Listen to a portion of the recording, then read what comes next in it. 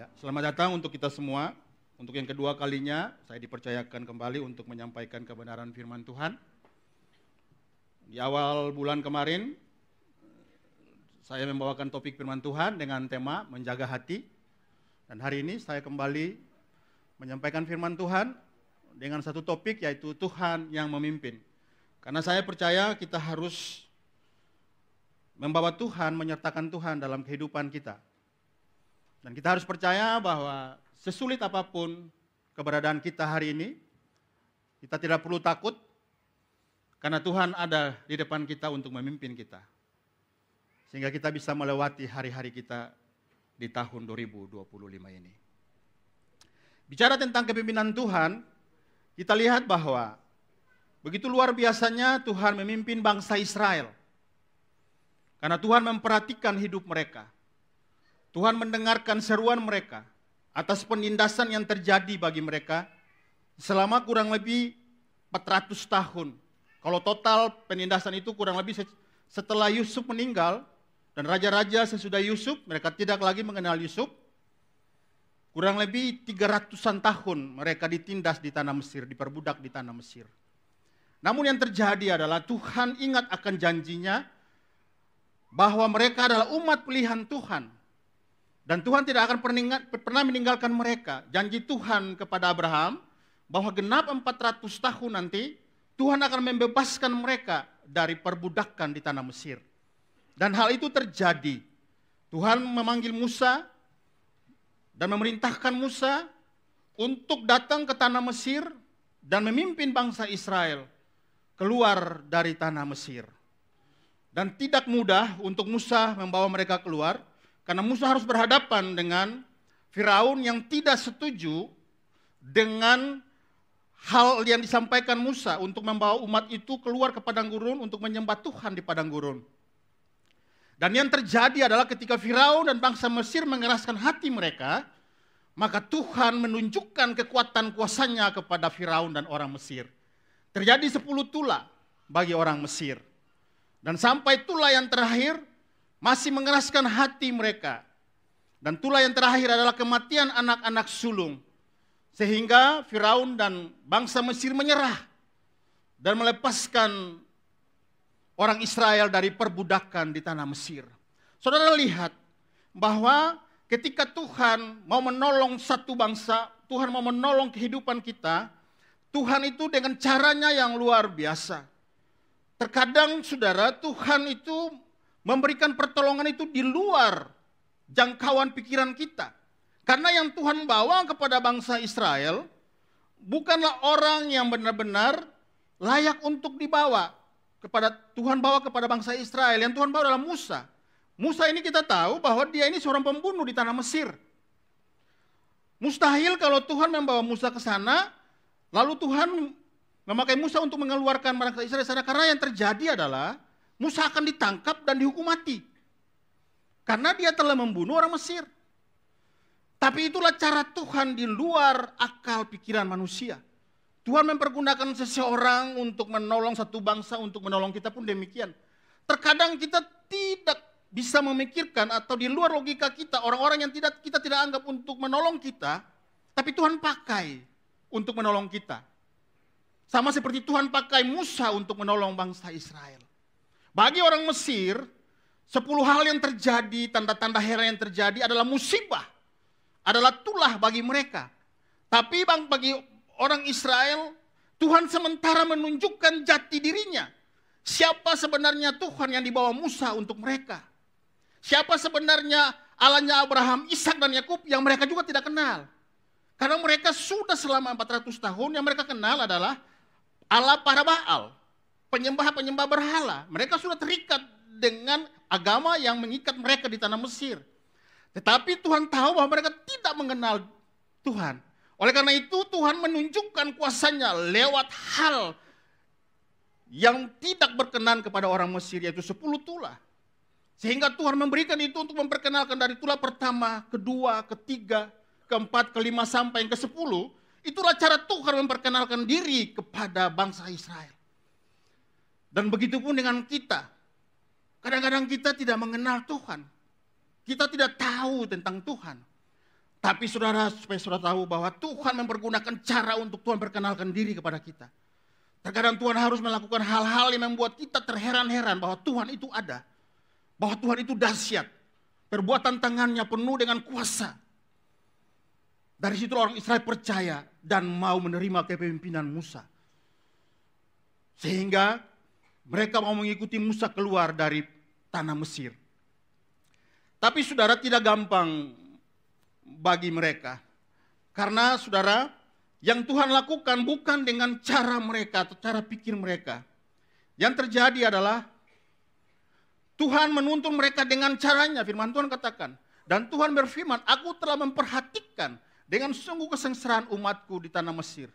Dan aku telah mendengar seruan mereka yang disebabkan oleh pengerah-pengerah Mesir yang akan mengetahui penderitaan mereka. Lalu, maka terjadilah setelah Firaun membiarkan bangsa itu pergi. Allah tidak menuntun mereka melalui jalan, melalui negeri orang Filistin. Meskipun jalan itu dekat, sebab Allah berfirman, jangan-jangan bangsa itu berubah pikiran ketika melihat perang dan kembali ke Mesir. Maka Allah menuntun bangsa itu melalui jalan padang gurun, Laut Merah. Maka berangkatlah orang Israel dengan teratur dari tanah Mesir. Jadi cara Tuhan menuntun mereka itu berbeda dengan apa yang mereka pikirkan. Kalau saya lihat dari tanah Goshen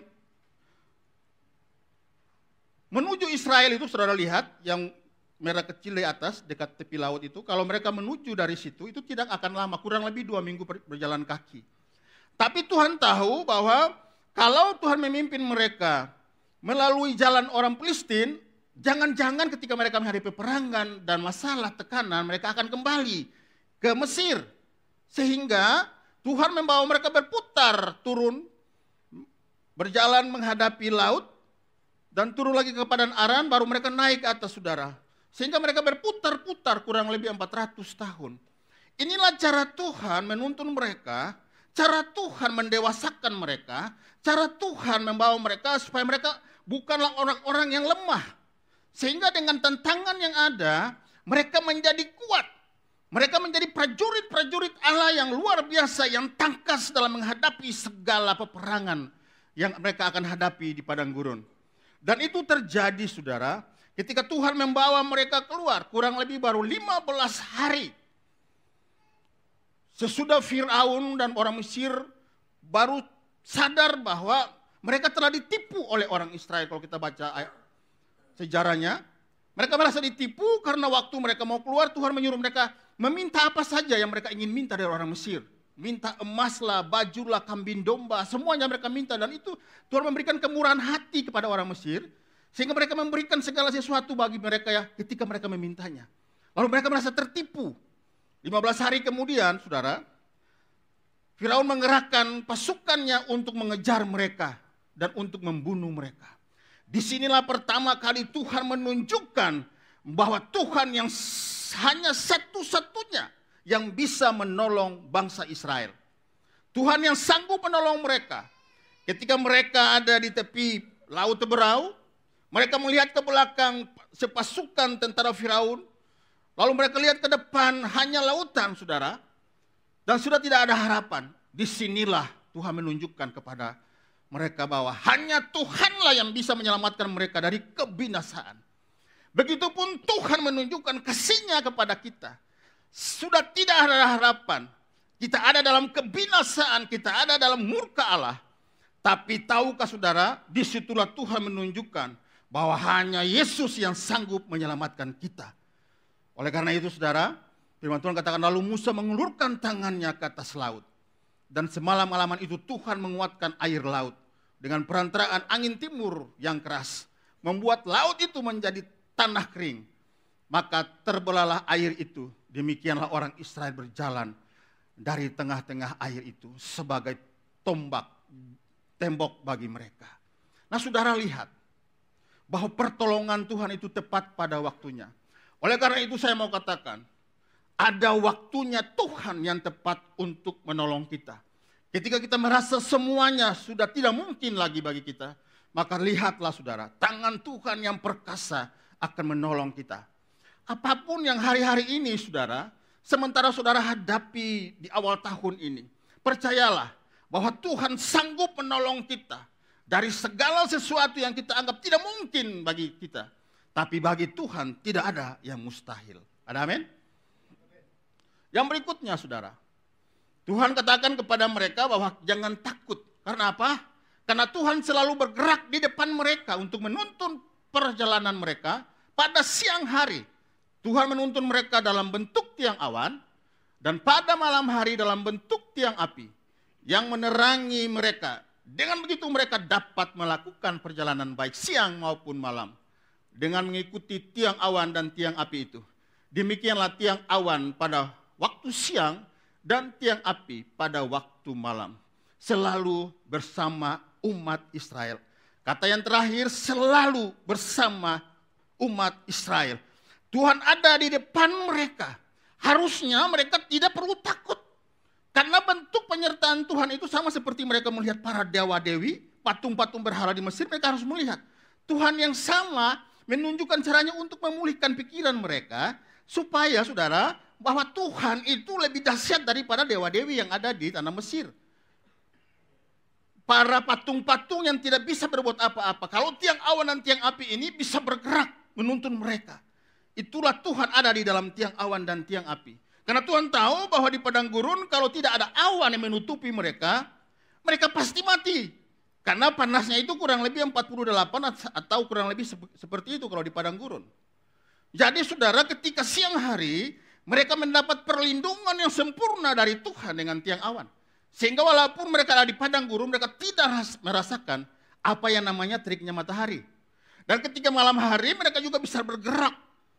Kurang lebih 3 juta orang kalau kita totalin semua anak-anak dan wanita dan juga pria-pria. Itu kurang lebih 3 juta orang saudara. Bisa dibayangin kalau mereka harus mempergunakan minyak untuk menerangi perjalanan mereka, tidak cukup lah persediaan minyak mereka selama 40 tahun. Tapi Tuhan yang luar biasa menyediakan tiang api bagi mereka supaya mereka bisa bergerak juga kalau musuh ada untuk menyerang mereka, mereka bisa bergerak di dalam waktu yang tidak mungkin mereka lalui, yaitu pada waktu malam. Saudara, mungkin saja saudara melihat bahwa hidup saudara gelap. Tidak ada harapan bagi saudara. Tapi saya mau katakan bahwa Tuhan adalah terang hidup kita. Dia akan memberikan terang bagi hidupmu yang gelap. Kurang lebih di 23 tahun yang lalu saudara. Saya menghadapi satu kondisi yang ketika saya melihat ke depan, saya coba melihat ke depan. Hidup saya gelap saudara. Saya tidak punya harapan untuk masa depan saya. Tetapi saya melihat terang Tuhan yang ajaib yang sudah menyelamatkan saya. Menerangi hati saya yang gelap.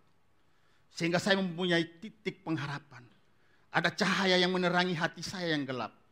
Ini benar-benar saya coba memikirkan bagaimana ke depan ini hidup saya seperti apa. Dan tidak bisa melihat apa-apa. Saya tidak bisa melihat masa depan saya. Tapi Tuhan yang memberikan terangnya yang ajaib, sama seperti dia memberikan terangnya bagi orang Israel dalam kegelapan malam. Tuhan berikan itu bagi hati saya. Sehingga saya bisa melihat dan saya bisa berjalan sampai hari ini dengan sukacita dan damai sejahtera. Walaupun bagi manusia itu tidak mungkin. Karena itu sesuatu yang sangat terpuruk dalam kehidupan saya. Begitupun ketika hati saya merasa kering, gersang. Tuhan yang sama memberikan awan kepada bangsa Israel. Dia memberikan kesejukan di hati saya. Tidak mungkin, tidak mudah bagi kita ketika kita merasa hidup kita kering. Hidup kita gersang. Tetapi mungkin bagi Tuhan, dia menyediakan awan perlindungan bagi kita. Jadi jangan takut. Karena Tuhan ada sebagai awan bagi kita dan sebagai tiang api bagi kita. Dia akan memberikan kesejukan bagi hidupmu ketika hidupmu terasa gersang, terasa kering. Dan hari-hari ini saudara, harusnya kita sebagai anak-anak Tuhan, kita lebih daripada orang Israel. Karena orang Israel ketika mereka dipimpin Tuhan, mereka belum mengenal Tuhan. Oleh karena itu Tuhan katakan kepada Musa bahwa mereka ke padang gurun untuk beribadah kepadaku. Maksudnya Tuhan akan memperkenalkan diri. Tuhan akan mengajari mereka bagaimana cara mereka beribadah kepada Tuhan. Bagaimana mereka mengenal Tuhan dari hari ke hari. Dan itu butuh waktu 40 tahun. Tapi kita hari ini, Yesus sudah datang 2000 tahun lalu bagi kita. Semuanya sudah tersedia. firman Tuhan sudah ada untuk kita. Sehingga kita bisa dapat mempelajari siapa itu Tuhan, siapa itu Kristus yang menyelamatkan kita. Sehingga kita dengan mudah tahu, mengerti tentang Kristus. Dan saudara akan mengalami hal-hal yang dialami oleh bangsa Israel. Ada tuntunan dan perlindungan Tuhan bagi mereka. Oleh karena itu jangan takut. Karena Tuhan ada di depan kita. Yang berikutnya, jangan bersungut-sungut. Sama-sama katakan dengan saya. Jangan bersungut-sungut.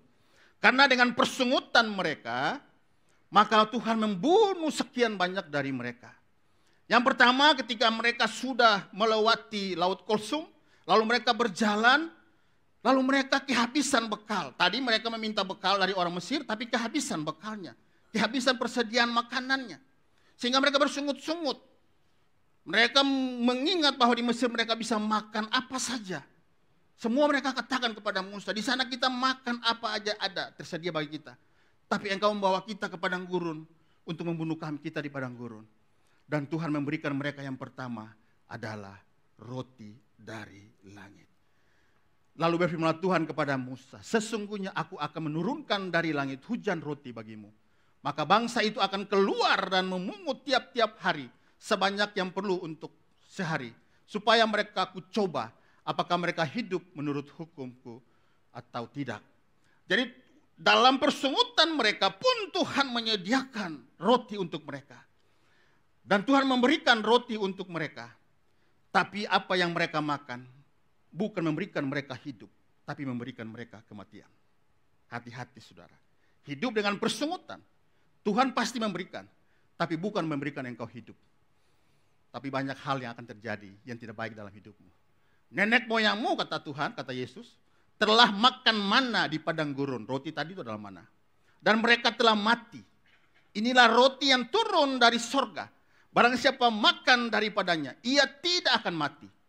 Akulah roti hidup yang telah turun dari sorga.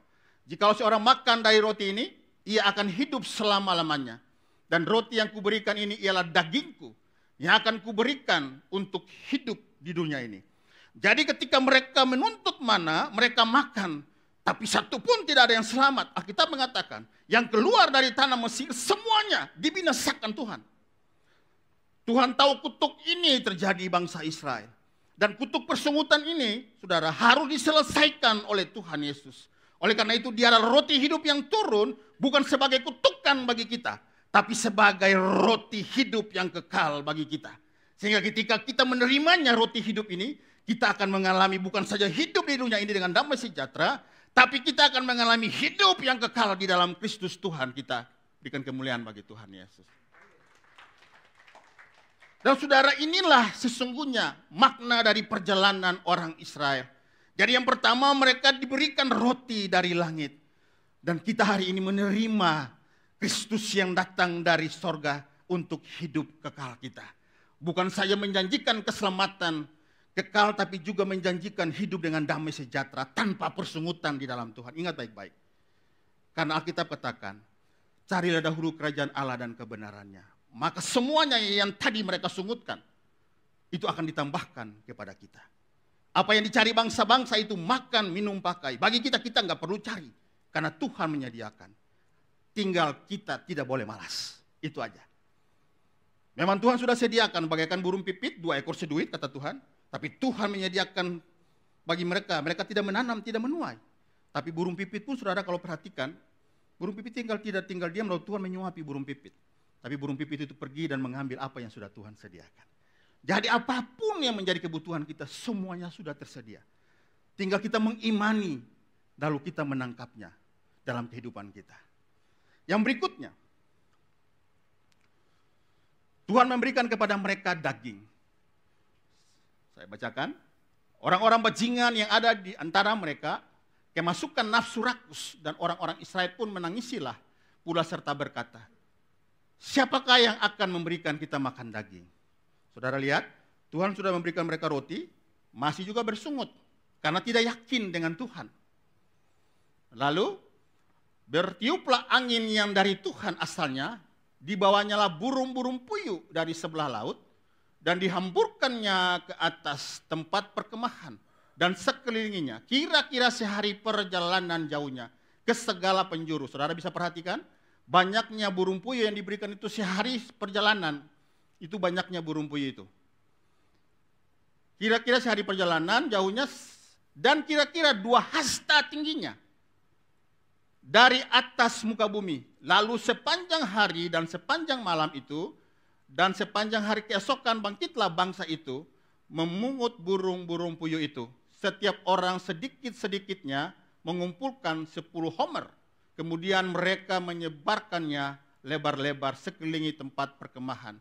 Selagi daging itu ada di mulut mereka. Sebelum dikunyah, maka bangkitlah murka Tuhan terhadap bangsa itu. Perhatikan, Tuhan mukul bangsa itu dengan suatu tulah yang sangat besar. Saudara lihat, diberikan roti kena masalah, diberikan daging kena masalah. Karena apa? Karena persungutan. Tidak ada ucapan syukur yang keluar dari bibir mereka. Lalu Tuhan memukul mereka sehingga mati begitu banyak di antara mereka.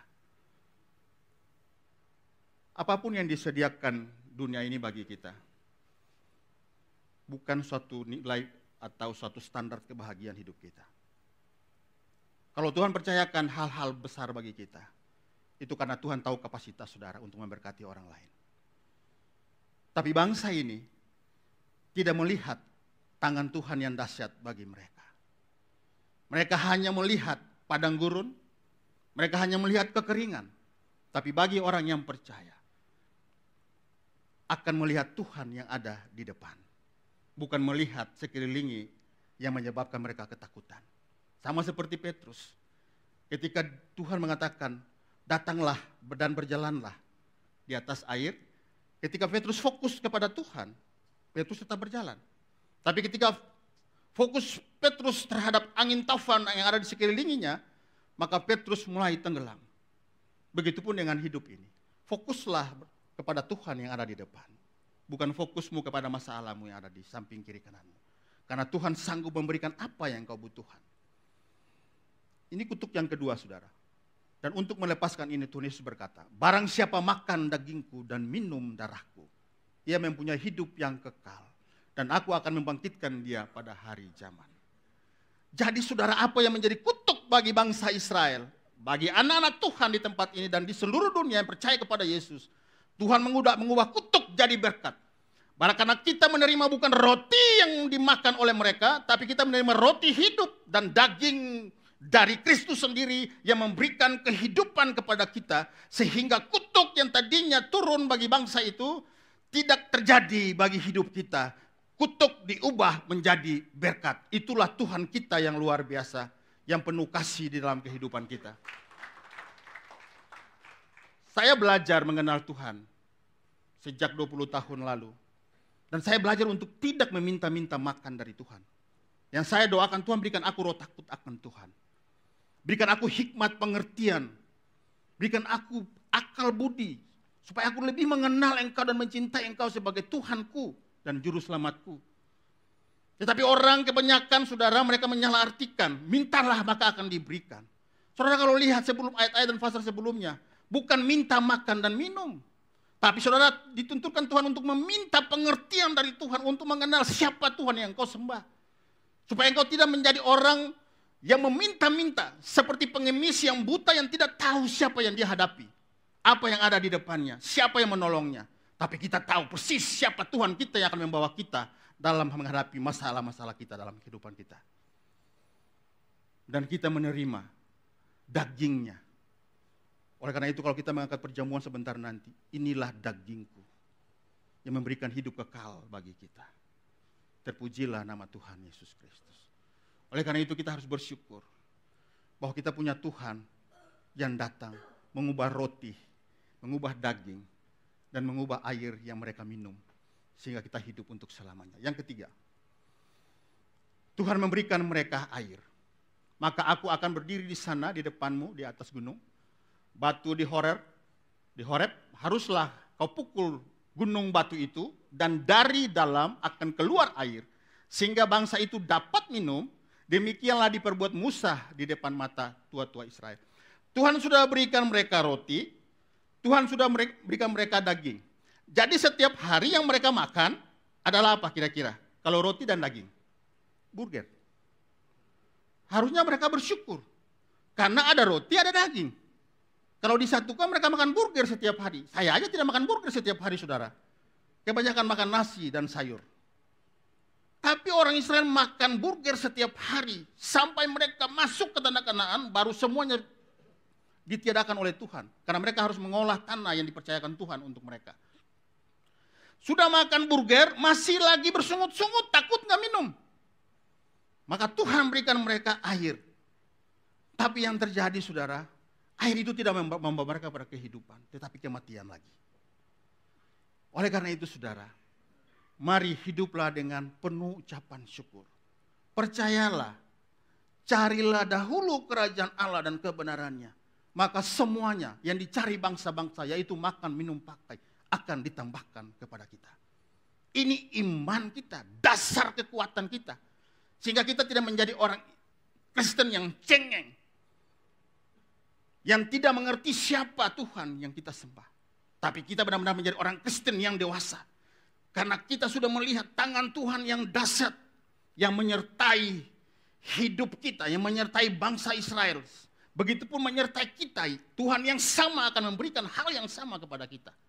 Hanya kita perlu beriman bahwa Tuhan sudah menyediakan bagi kita.